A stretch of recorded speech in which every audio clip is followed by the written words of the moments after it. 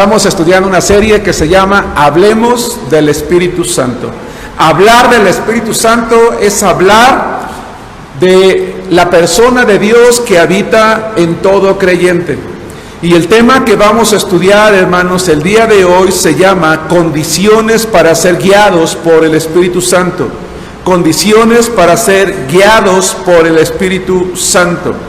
Y quiero el día de hoy, hermanos, introducirme. Voy a pedirles que abran sus Biblias en el libro de Romanos, capítulo 8, versículo 14.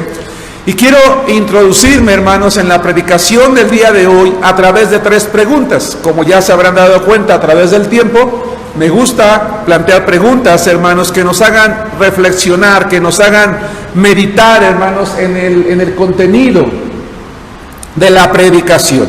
Y quiero plantear 2 preguntas. 3 preguntas de hecho, aunque son las 2 primeras donde se centra la predicación de hoy. Y la primera pregunta es la siguiente: ¿cualquier persona puede ser guiada por el Espíritu Santo? 2. ¿Cualquier creyente puede decir que es espiritual? Fíjense, vamos a pensar en las preguntas. La primera dice: ¿cualquier persona puede ser guiada por el Espíritu Santo? 2. ¿Cualquier creyente puede decir que es espiritual? ¿Qué requisitos deben de cumplir quienes anhelan ser guiados por el Espíritu? El día de hoy, hermanos, vamos a hablar de 4 requisitos. No son todos de los cuales habla la Biblia, definitivamente hay más, pero yo quiero hablar, hermanos, específicamente de 4 condiciones para ser guiados por el Espíritu Santo, y me gustaría empezar por el principio. No sé si algún día han tenido la oportunidad de platicar con alguien acerca de un tema delicado o de un tema importante, y llega contigo y te dice, bueno, ¿por dónde empiezo? Y tú le dices, bueno, pues empieza por el principio, ¿no? Empieza por el principio, eso es lo mejor. Bueno, el día de hoy, hermanos, vamos a empezar por el principio. La primera condición que se necesita para ser guiados por el Espíritu Santo es ser salvos. Romanos capítulo 8, versículo 14, dice así la palabra de Dios: porque todos los que son guiados por el Espíritu de Dios, aclara Pablo, estos son hijos de Dios. Porque todos los que son guiados por el Espíritu de Dios, estos son hijos de Dios. La primera pregunta es: ¿cualquier persona puede ser guiada por el Espíritu Santo? La respuesta es no. No cualquier persona puede ser guiada por el Espíritu Santo. Es absolutamente necesario que esa persona primeramente sea hija de Dios. Ahora quiero aclarar una cosa. Esto no implica que el Espíritu Santo no influye en una persona que no es creyente. Claro que sí. Pero la influencia mayor del Espíritu Santo en una persona que no es hija de Dios es contender con ella en su corazón para que reconozca sus pecados, llevarla al arrepentimiento y a la salvación en Cristo. El problema de hoy, hermanos, es que mucha gente pretende o quiere tener experiencias espirituales sin Dios, sin Cristo y sin el Espíritu Santo. Fíjense qué interesante. Mucha gente hoy en día pretende tener o quiere tener experiencias espirituales sin Dios, sin Cristo y sin el Espíritu Santo. ¿Cómo lo hacen? ¿Cómo lo buscan? Bueno, acuden a muchos lugares, acuden a reuniones de grupos de diferente nombre, de diferente índole, tienen una plática sobre algún tema en particular, sobre algún tema de interés general. Se les dice que no importa en lo que crean, no importa en lo que tú creas, le dicen a la persona. Si tú crees en la meditación, medita. Si crees en rezar, reza. Si crees en la oración, ora. Si no crees en nada, pues simplemente cierra los ojos y concéntrate. Y en este tipo de reuniones, las personas, los asistentes, creen equivocadamente que esto es espiritual. Yo he platicado con muchas personas que dicen, bueno, yo fui el fin de semana a una experiencia espiritual. Y yo le pregunto, ¿por qué crees que tu experiencia fue espiritual? Bueno, porque allí, ¿verdad?, nos dieron una plática muy bonita, muy emocionante, incluso me quebrantó, me hizo llorar, sentí muy importante, me dijeron que cerrara mis ojos, que me los apretara y abrí, y claramente vi el rostro de Cristo en el cielo, ¿verdad? Por eso fue una experiencia espiritual. A ver, espérate. Equivocadamente creen que esto es espiritual, pero no es así. Son prácticas que sí te proveen una experiencia, que sí te proveen una emoción nueva, incluso no dudo que después de ella tengas un poco de tranquilidad, pero tu espíritu no está influenciado por el Señor, sino por tus emociones, por tu experiencia, no por Dios, no por Cristo, no por el Espíritu Santo. De manera contraria, hermanos, cuando una persona reconoce en oración, y aquí está lo importante, ¿cómo puede una persona cubrir el primer requisito, es decir, ser salvos? Bueno, cuando una persona hace una oración a Dios, y en esa oración le dice a Dios, Señor, yo reconozco que soy pecador. 2, me arrepiento delante de ti de cada uno de mis pecados, porque sé que con cada uno te he ofendido. 3, te pido perdón por cada uno de mis faltas, por aquellas que me acuerdo y por aquellas que ahorita no puedo traer a la memoria. 4, tengo fe en que tu Hijo Jesucristo murió en la cruz, resucitó por mí, yo tengo fe en Él, lo invito a morar a mi corazón, y dice la palabra de Dios que en ese momento, espero que no, y entonces dice la palabra de Dios que en ese momento, bueno, de hecho creo que ya se interrumpió la transmisión. ¿Se está viendo, hermano Eloy? Y en ese momento dice la palabra de Dios, el Espíritu Santo de Dios viene al corazón de esa persona, lo regenera y recibe la potestad de ser hecho hijo de Dios. Acompáñenme al Evangelio de Juan, capítulo 1, versículo 12, por favor. Sí, apaga el ventilador porque probablemente, son los primeros, porque probablemente eso es lo que está interrumpiendo. Juan capítulo 1, versículo 12 dice, mas a todos los que le recibieron, a los que creen en su nombre. Ojo, la palabra de Dios no dice que una persona debe de buscar experiencias espirituales. Lo que la palabra de Dios dice que el ser humano tiene que buscar es creer en el nombre de Cristo Jesús. Y creer en Jesús significa reconocer que se es pecador, arrepentirse por ello, pedirle perdón a Dios, creer que murió y resucitó, y dice a los que creen en su nombre les dio el poder, la autoridad, la potestad de ser hechos hijos de Dios.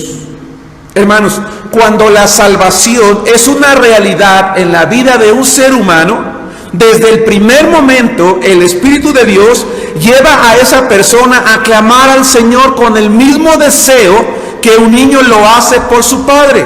Acompáñenme por favor al libro de Gálatas capítulo 4 versículo 6. Dice la palabra de Dios entonces que cuando una persona hace una oración de fe, de arrepentimiento y fe, el Espíritu Santo viene, lo renueva, lo regenera, le da la vida eterna, y a partir de ese momento tiene la potestad de ser hecho hijo de Dios, y entonces el Espíritu Santo, que empieza a morar en su corazón, pone en él un profundo deseo de buscar a Dios, no una experiencia, de buscar a Dios. Vamos a ver lo que dice Gálatas capítulo 4 versículo 6. Y por cuanto sois hijos, dice, en virtud de que son hijos, Dios envió a sus corazones el Espíritu de su Hijo, el cual clama, Abba, Padre. A ver, hermanos, hablemos del Espíritu Santo. Cuando, hermanos, el Espíritu de Cristo viene a nuestra vida, ese Espíritu Santo, hermanos, conecta a nuestro espíritu con el Espíritu de Dios. El Espíritu Santo en la vida de una persona, ¿sí?, conecta ese espíritu con el Espíritu de Dios, y a partir de ese momento se inicia una relación de amor, de dependencia de Dios para nuestro bien. Y en la medida que aprendemos a vivir bajo la voluntad de Dios, el Espíritu Santo empieza a guiar nuestra vida. Escuchen esta idea, hermanos. Para Dios guiar nuestra vida es muy fácil. Guiar nuestra vida es fácil para Dios, pero es muy difícil para la persona. Miren, qué interesante. Guiar nuestra vida es muy fácil para Dios, pero es muy difícil para nosotros. La pregunta es ¿por qué? Bueno, déjenme decirles lo siguiente. Porque queremos hacer nuestra voluntad.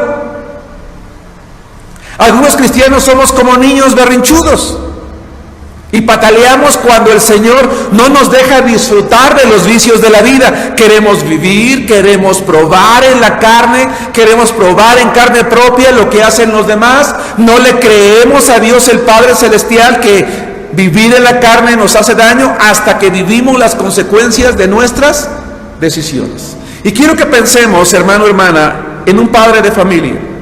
Quiero que pensemos, hermano, no te fumes este tipo de cosas, no hables este tipo de palabras, no te involucres en este tipo de negocios porque te van a traer una consecuencia. ¿Y qué dice un hijo que es berrinchudo, que es rebelde, que es desobediente? No me importa lo que tú me digas, yo lo voy a hacer. Al ser humano le pasa algo por naturaleza a hacer. ¿A poco no? Y eso es interesante. Los seres humanos, Omar, los seres humanos tenemos ese problema. Y entonces cuando Dios nos dice, no, allá abajo, Omar, abajo. Los seres humanos, hermanos, los seres humanos tenemos ese problema. Y entonces cuando Dios nos dice, oye, no hagas esto, no hagas el otro, no hagas aquello, decimos, no, yo lo quiero hacer. Pero para Dios es fácil guiar nuestra vida si nosotros se lo permitimos. 2. El segundo requisito que se necesita para ser guiados por el Espíritu de Dios es amar a Dios. Ahora sí, la segunda pregunta dice, ¿cualquier creyente puede decir que es espiritual? Vamos a ver qué dice la Biblia. Acompáñenme al Evangelio de Juan, capítulo 14, versículos 21 al 24, por favor. Evangelio de Juan, capítulo 14, versículos 21 al 24. La palabra de Dios dice que una persona que pretende ser guiada por el Espíritu de Dios debe de tener como segunda condición amar a Dios. Dice la palabra del Señor en Juan 14, 21. El que tiene mis mandamientos y los guarda, ese es, ¿qué dice? El que me ama. Qué fácil, qué sencillo, ¿a poco no? Dice Jesús, el que tiene mis mandamientos y los obedece todos uno por uno, ese es el que me ama. Y el que me ama será amado por mi Padre, y yo le amaré y me manifestaré a él. Le dijo Judas, no el Iscariote, Señor, ¿cómo es que te manifestarás a nosotros y no al mundo? Respondió Jesús y le dijo, otra vez, el que me ama, mi palabra, es decir, mi mensaje total, guardará. Y mi Padre le amará. Y vendremos a él y haremos morada con él. El que no me ama, no guarda mis palabras. Y la palabra que han oído no es mía, sino del Padre que me envió. Hermanos, ¿cualquier creyente puede decir que es espiritual? La respuesta es no. No cualquier creyente puede decir que es espiritual, aunque tenga el Espíritu de Dios. Porque bíblicamente un cristiano espiritual es aquel que ama a Cristo. Y el que ama a Cristo obedece su palabra. No es alguien que contrista al Espíritu Santo con una vida rebelde. Vamos a ver el libro de Efesios capítulo 4, versículo 30, por favor. Y miren lo que dice la palabra de Dios en Efesios capítulo 4, versículo 30. Dice así, y no contristen al Espíritu Santo de Dios, con el cual fueron sellados para el día de la redención.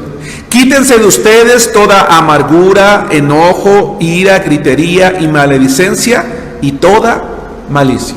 Quiero recordar algo que recientemente enseñé. La palabra contristar significa causar un dolor profundo. Habla de un dolor emocional severo, muy intenso. Así que cuando un cristiano vive una vida de rebeldía porque no obedece los mandamientos de Dios, le está provocando a Dios un profundo dolor en su corazón. Entonces, hermano, hermana, este es un buen momento para preguntarte a ti, hermano, que estás en la transmisión, hermanos que estamos aquí. Es un buen momento para plantearte la siguiente pregunta y para que tú y yo respondamos sinceramente. La pregunta es, ojo, no digas la respuesta, respóndela a ti ahí en tu mente. ¿Amas a Cristo? Escucha muy bien la pregunta. La pregunta es, ¿amas a Cristo? Ahora bien, piensa muy bien la respuesta. Porque hay gente, ¿verdad? Aquí ya vemos pocos hermanos, pero quizás si el templo estuviera lleno y yo preguntara, hermano, ¿amas a Cristo? Algunos rápidamente dirían, sí, amén, gloria a Dios. O tal vez alguien respondería, sí, claro que lo amo. Pero ¿sabes una cosa, hermano? En realidad no necesitas responder a la pregunta. Porque si tú amas a Dios y obedeces a Dios, es algo que puede verse. Miren qué interesante. En realidad no necesitas responder a la pregunta, porque es algo que puede verse. Porque Jesús dijo que quien lo ama obedece sus mandamientos. La prueba más segura de nuestro amor a Cristo, hermanos, es la obediencia a toda la palabra de Dios. Dicha obediencia no pone excusas. Por eso es necesario que cada verdadero cristiano tenga al Señor por encima de cualquier otra prioridad. Es necesario que cada uno de nosotros tengamos al Señor por encima de cualquier otra prioridad, por importante que sea. Esta es una de las enseñanzas más antiguas, hermanos. Vamos a ver en el Antiguo Testamento el libro de Deuteronomio capítulo 6, por favor. Deuteronomio capítulo 6, versículos 5 al 9, dice así la palabra de Dios. Deuteronomio capítulo 6, versículo 5. Y mientras encuentras el pasaje, quiero repetir la idea. La prueba más segura de nuestro amor a Cristo es la obediencia a toda la palabra de Dios. Dicha obediencia no pone excusas. Por ello es necesario que cada verdadero cristiano tenga al Señor por encima de cualquier otra prioridad, por importante que sea. Dice Deuteronomio 6, del 5 al 9, y amarás a Jehová tu Dios de todo tu corazón, y de toda tu alma, y con todas tus fuerzas. Y estas palabras, dice Moisés al pueblo, que yo te mando hoy, estarán sobre tu corazón, y las repetirás a tus hijos, y hablarás de ellas estando en tu casa, y andando por el camino, y al acostarte, y cuando te levantes, y las atarás como una señal en tu mano, y estarán como frontales entre tus ojos, y las escribirás en los postes de tu casa, y en tus puertas. Vamos a ver lo que Jesucristo enseñó en el Nuevo Testamento. Vamos a leer el Evangelio de Mateo, capítulo 10, versículo 37. El título de la predicación de este día se llama Condiciones para ser guiados por el Espíritu Santo. No cualquier creyente puede decir que es espiritual a menos que ame a Cristo. Y si ama a Cristo, obedece toda su palabra. No lo contrista, no le provoca dolor con una actitud rebelde. Alguien puede decir, pues el pastor puede decir lo que quiera, pero yo sé cuánto amo a Cristo. No necesitas responder, porque eso se puede ver en tu obediencia absoluta, sin excusas. No hay excusas. Señor, es que no puedo ir a tu casa por esto, no puedo leer tu palabra por esto, no puedo orar por el otro, no puedo compartir mi fe por esto, no puedo, pero ¿verdad que tú lo entiendes? No, dice el Señor, el que ama guardará toda mi palabra. Dice Mateo 10:37, el que ama a padre o madre más que a mí, no es digno de mí. El que ama a hijo o hija más que a mí, no es digno de mí. Este pasaje, hermanos, es un pasaje muy fuerte. Es muy radical realmente. A ver, ¿significa que no tengo que amar ya a mi esposa, a mis hijos, a mi nieta, a mi madre, a mis hermanos? No está diciendo que no los ames. Dice, me tienes que amar a mí más que a ellos. más que a ellos. Porque quien ama a Dios practica su espiritualidad en su hogar y dirige a su familia hacia Cristo. Hermano, Dios, acabo de publicar esto en el Facebook, Dios no busca cristianos de medio tiempo o de fines de semana, sino de tiempo completo, y que verdaderamente lo amen. Cristianos radicales que estén dispuestos al sacrificio, a darlo todo por Cristo, a abandonar el pecado y a santificarse como ejemplo ante el mundo, a hacer su voluntad, no la de ellos. Hermanos, mientras redactaba esta predicación, hermanos, vino a mi mente una idea. Y si tú tienes cuenta de Facebook y eres parte del grupo de la iglesia, lo habrás leído en una imagen que publiqué allí. Y en esa imagen publico lo siguiente: ¿qué hubiera pasado? Escucha esto. ¿Qué hubiera pasado si no tuviéramos internet? Hermanos, aunque ustedes no lo crean, yo soy de la época en la que no había internet. De unos años para acá ya lo hay, qué bueno. Pero en mi juventud, ni esperanza que el internet estuviera, las redes sociales o el Zoom.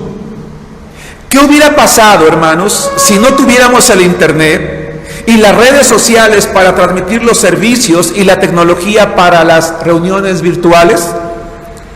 Yo pregunto, cada hombre, cada mujer en su casa, cada cabeza de familia, ¿se habría preocupado por llevar y mantener la palabra de Dios en su casa? Es decir, tenemos año y medio con la pandemia, no nos podemos reunir todos.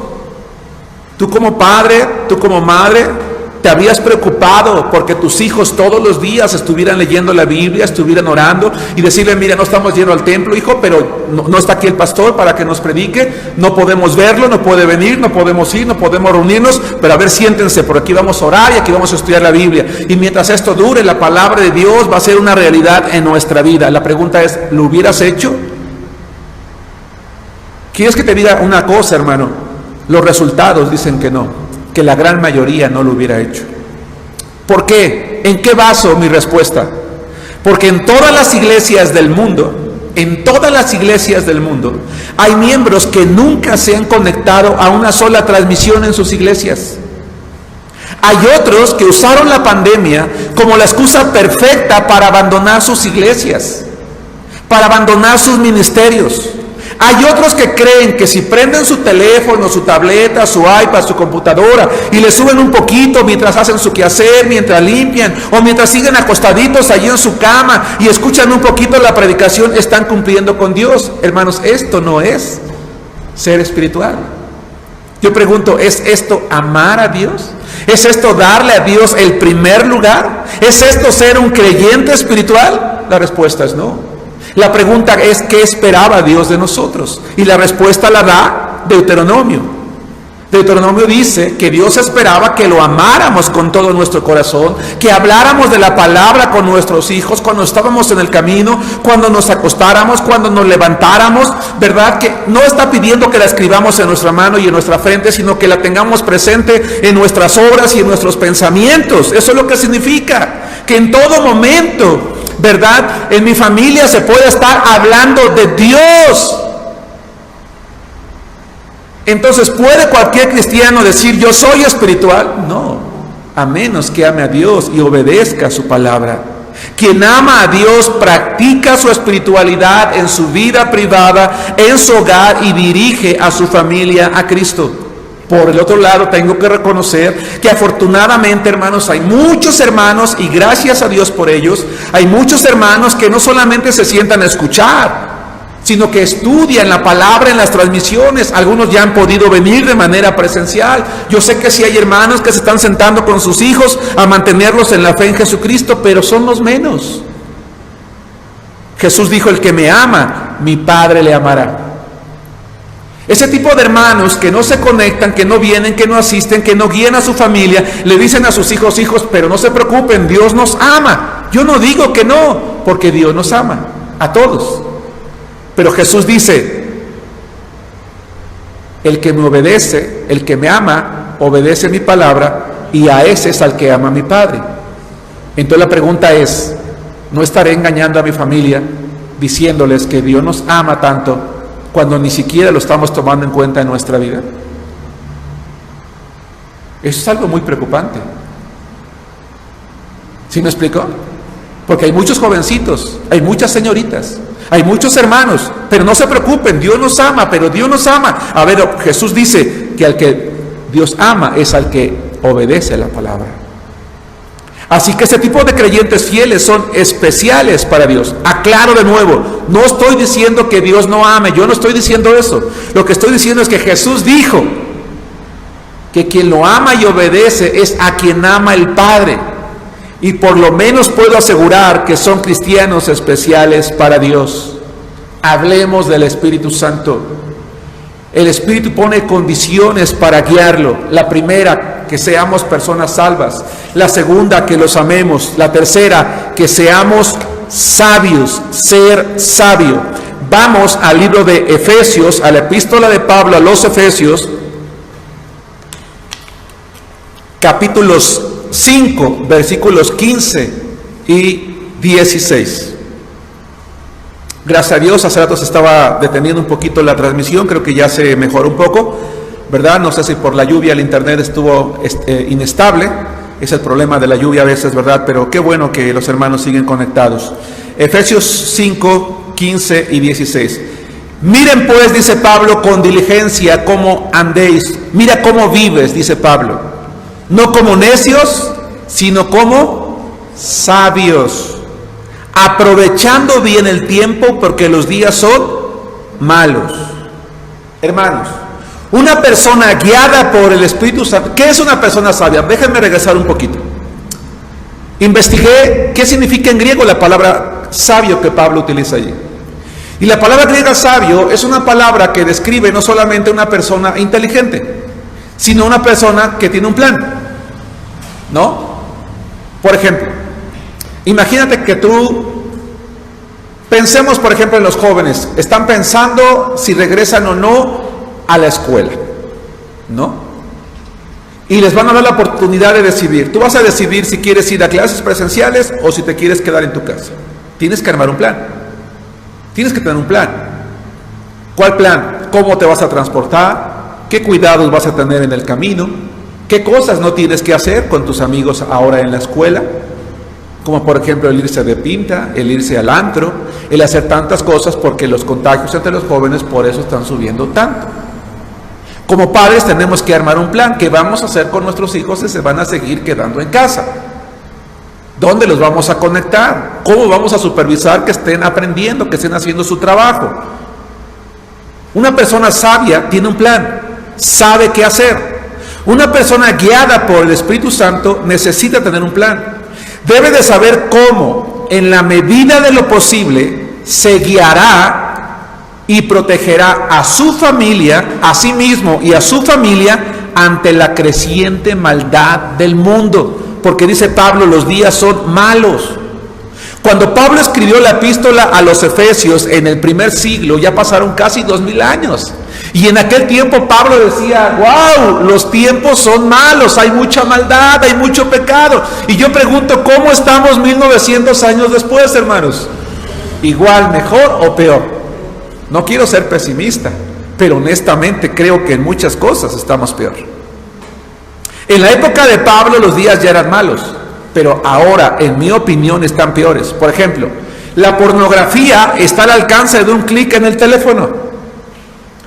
Antes la pornografía era accesible a los adultos, ahora hasta los niños, hermanos, están viendo pornografía.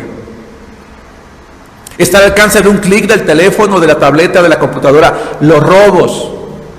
Cuánto lamento, ¿verdad? La segunda experiencia triste que la hermana Gaby acaba de pasar. Qué frustrante, qué coraje, de verdad. Aquellos que hemos sido asaltados y que ya parecemos clientes en varias ocasiones. Yo he dicho que he tenido el infortunio de que me asalte varias veces la misma persona, hermanos. Es una impotencia, ¿verdad? No poder abrir un negocio con el esfuerzo de tu trabajo, no poder salir a una hora de la calle, no poder traer algo, estrenar algo, que la gente vea que estás prosperando, porque ya están viendo tu casa, ya están viendo, ya están señalando, ya están poniendo algo, ¿verdad? Ya te ven como una víctima futura. Han crecido los vicios, hermanos. Ya los jovencitos ya no se esconden. Hay que venir aquí al parque, a la esquina donde está el Conalep, donde están las escuelas, niños, señoritas, borrachos, drogándose. Hermano, la confusión sexual está creciendo. Es horrible. Es horrible la cantidad de jóvenes y de señoritas que ya no solamente no quieren ser mujeres, sino quieren ser hombres, sino que dicen, no soy ni hombre ni mujer, sino todo lo contrario. Ahora se sienten perros, vacas, puercos, loros, lombrices o nada. Y lo digo con mucho respeto, hay una confusión sexual horrible. La maldad en general, hermanos, ha aumentado drásticamente. El mundo de hoy ya se asemeja a los días de Noé, ya se asemeja a los días de Sodoma y Gomorra, pero algunos cristianos están muy contentos durmiendo, en lugar de ser guiados por el Espíritu Santo. ¿Dónde están esos padres de familia, esas madres de familia que no se conectan, que no vienen al templo, que no vienen a las reuniones, que no hacen nada? ¿Dónde están? ¿Qué están haciendo? ¿Qué plan tienen para cuidar a sus hijos? ¿Sí me explico? Porque todo fuera con que no vamos porque tenemos miedo y nos estamos cuidando. Perfecto, lo respeto, no voy a obligar a nadie, lo respeto. Pero ¿qué plan tienes para cuidar la vida espiritual de tus hijos? ¿Qué estás haciendo en casa? Porque los días son malos. ¿Crees que la maldad no va a entrar a tu casa? Lo tienes adentro, con la televisión, con la computadora, con el teléfono. Muchos estamos muy contentos durmiendo. Vamos a ver lo que dice Romanos 13, 11 al 14. El título de la predicación se llama Condiciones para ser guiados por el Espíritu Santo. Ser salvos, amar a Dios, pero también ser sabios. Y una persona sabia tiene un plan. Dice, ¿qué voy a hacer? Hermanos, hace unas semanas mi esposa y yo estábamos desayunando. Nuestra nieta estaba conectada ya desde las 8 de la mañana, si mal no recuerdo, a su clase en la primaria. Va en segundo año y ya le estaban enseñando acerca de las familias de dos papás y de dos mamás a nuestra nieta de 2 años. Y le dije, ¿ya viste lo que le están enseñando a la niña? Esa es la nueva cultura, es la nueva educación, es la nueva normalidad. Hace algunos años, hermanos, tuvimos un congreso que se llamó Lo anormal de lo normal, porque no es normal. Pero ya la gente lo ve así. ¿Qué plan tienes para cuidar a tus hijos? ¿Estás siendo sabio? Porque un cristiano que es guiado por el Espíritu Santo está siendo sabio. Y lamentablemente en unos años, hermanos, algunos padres de nuestra iglesia van a venir llorando, oren por mis hijos porque ya no quieren saber de Dios. Porque ya son agnósticos, porque ya son ateos, porque ya no quieren saber nada, porque ya se fue con el novio, ya se fue con la novia, ya está en vicio, ya está haciendo esto, ya está haciendo el otro, ya está haciendo aquello. Y la pregunta es, ¿y en su momento tú qué hiciste? ¿Sí nos damos cuenta? Hermanos, tenemos que recordar el llamado de Dios. Romanos 13, 11 al 14. Y esto conociendo el tiempo, que es ya hora de levantarnos, ¿de qué dice?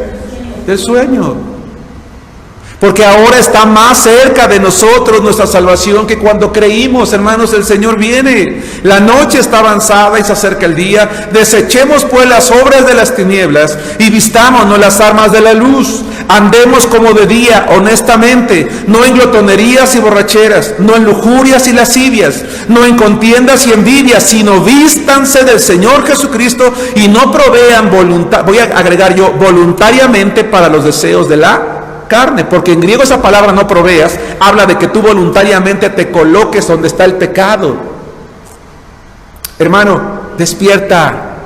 Hermano que estás en la transmisión, hermano que vas a ver en la repetición algún día este mensaje, abre los ojos, asume tus responsabilidades cristianas como padre, como madre, antes de que sea demasiado tarde. Si de verdad tienes a Cristo, déjate guiar por el Espíritu Santo, abandona el pecado y no proveas voluntariamente para los deseos de la carne en tu vida y en tu familia. 4, para terminar, condiciones para ser guiados por el Espíritu Santo. 4, ser un intercesor. ¿Qué es un intercesor? Un intercesor, como la palabra lo dice, es una persona que interviene a favor de otra. En la Biblia, un intercesor es una persona que ora a Dios a favor de una persona para que Dios bendiga, tenga misericordia o perdone a esa persona, esa casa, esa familia o esa iglesia.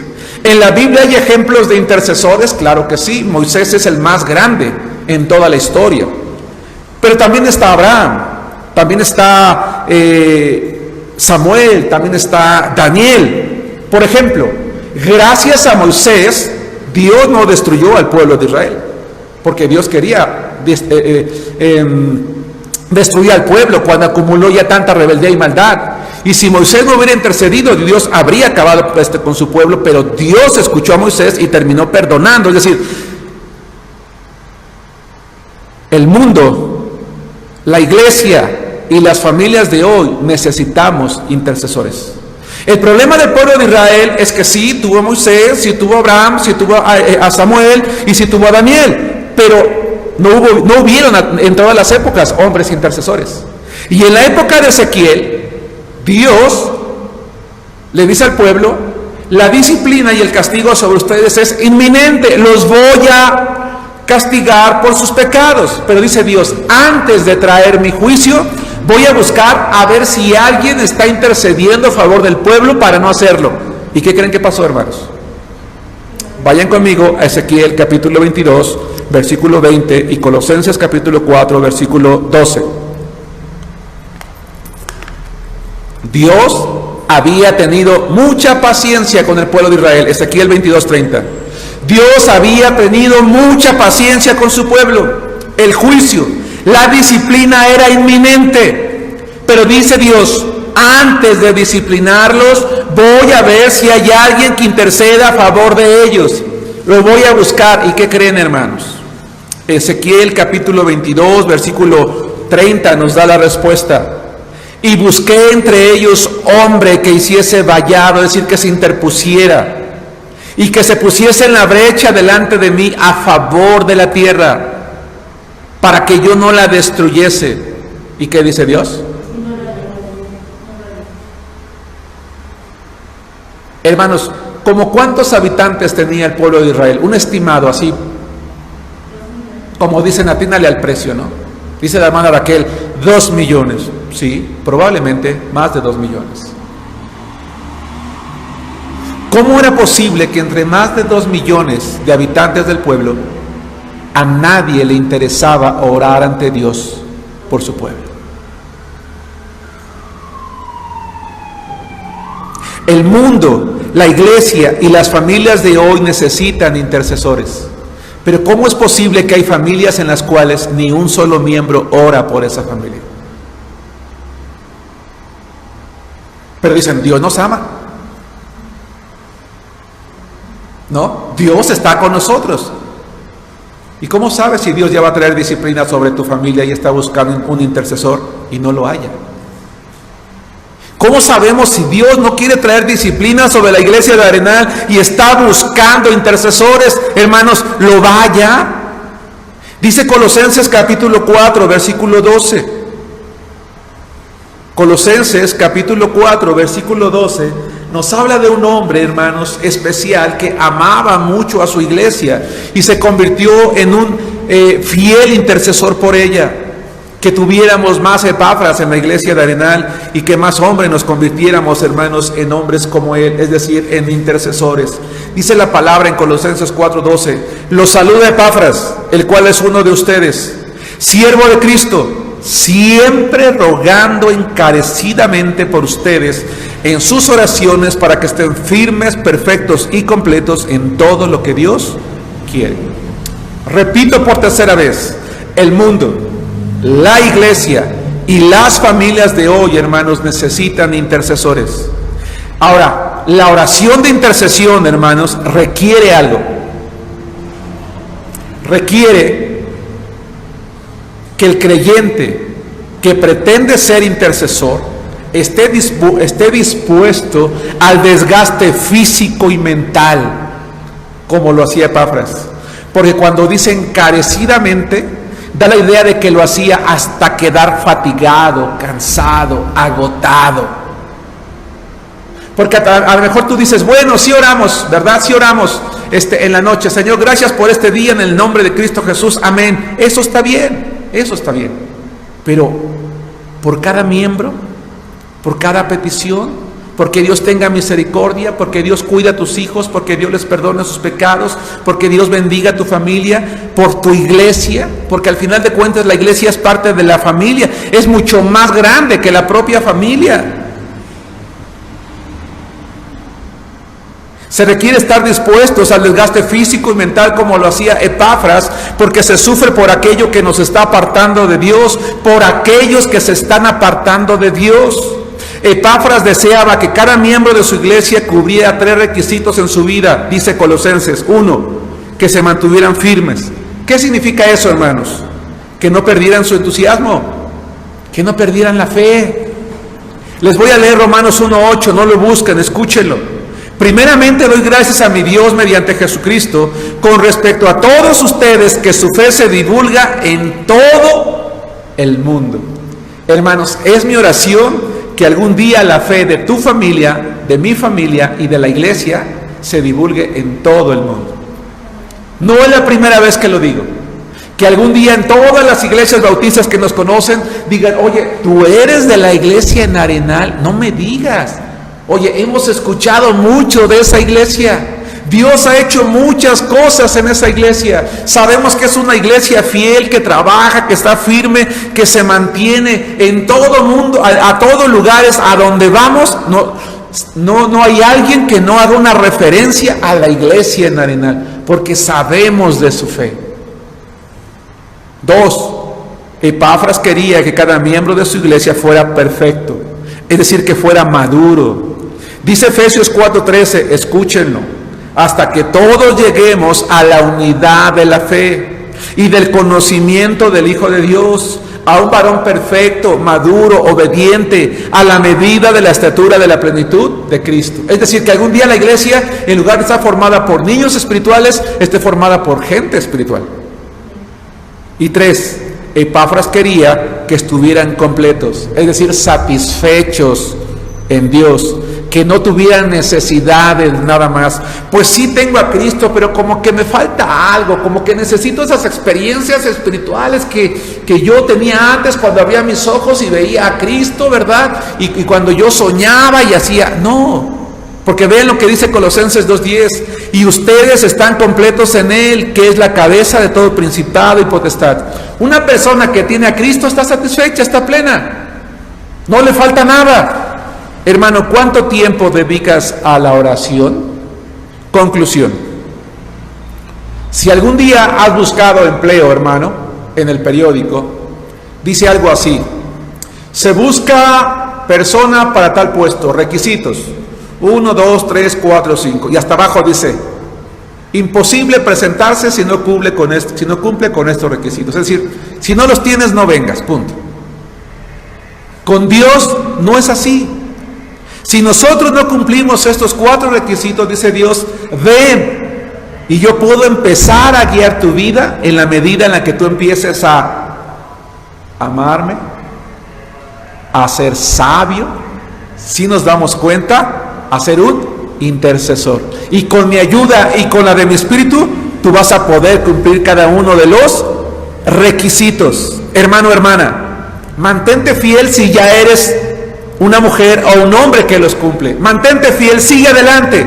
Pero hermano, hermana, si a ti o a mí nos falta alguno, vamos a empezar a cumplirlos a partir de hoy.